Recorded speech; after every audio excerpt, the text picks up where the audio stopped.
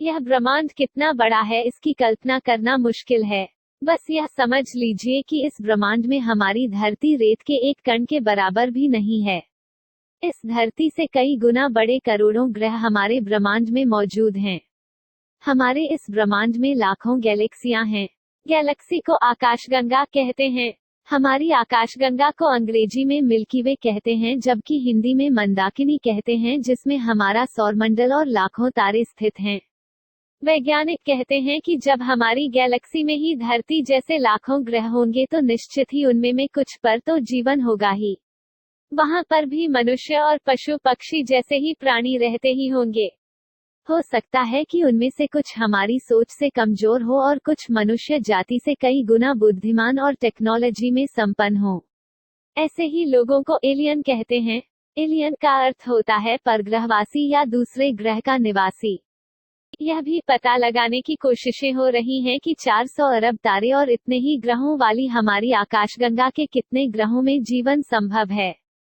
एक अध्ययन के अनुसार हमारी आकाशगंगा में 160 अरब ग्रह हैं, जहां एलियंस हो सकते हैं। इजिप्ट, मेसोपोटामिया, सुमेरियन, इनका, बेबीलोनिया, सिंधु घाटी, माया, मोहनजोदड़ो और दुनिया की तमाम सभ्यताओं के विकास में एलियंस का योगदान रहा है। उन्होंने ही चीन, भारत, मिस्र, इस्राइल, अमेरिका और रशिया में ऐसे स्मारक, पूजा स्थल या अजूबे बनाए जिन्हें बनाना मनुष्य के बस की बात ही नहीं लगती। प्राचीन सभ्यताओं के स्मारकों पर शोध करने वाले मशहूर लेखक एरिक वोन डेनिकेन की किताब चैरियोट्स ऑफ गॉड्स ने दुनिया की सोच को बदलकर रख दिया है। उनके अनुसार प्राचीन मिस्र के निवासियों के पास गीजा के पिरामिडों को बनाने की कोई तकनीक ही नहीं थी। मिस्र के निवासियों के पास गीजा में पिरामिड बनाने के लिए न तो औजार थे, न ही इन्हें बनाने का ज्ञान था। इस तरह इन्हें अवश्य ही एलियंस ने बनाया होगा। यदि भारत के संदर्भ में बात करें तो ऐसे कई मंदिर हैं जिन्हें आज की आधुनिक मानव तकनीक से भी नहीं बनाया जा सकता।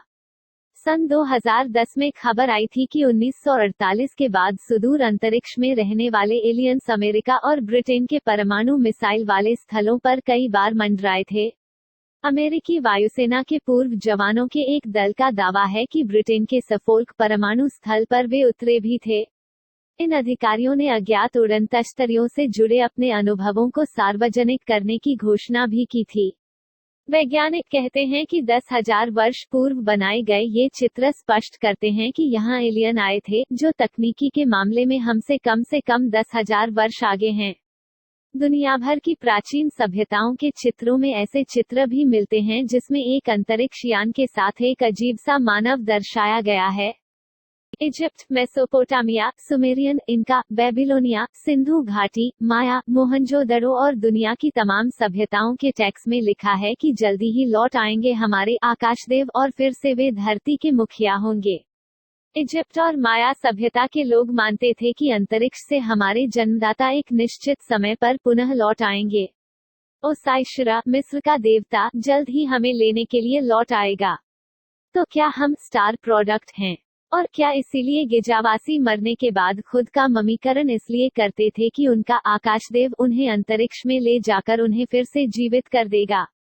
शोधकर्ता मानते हैं कि धरती पर कुछ जगहों पर छुपकर रहते हैं दूसरे ग्रह के लोग।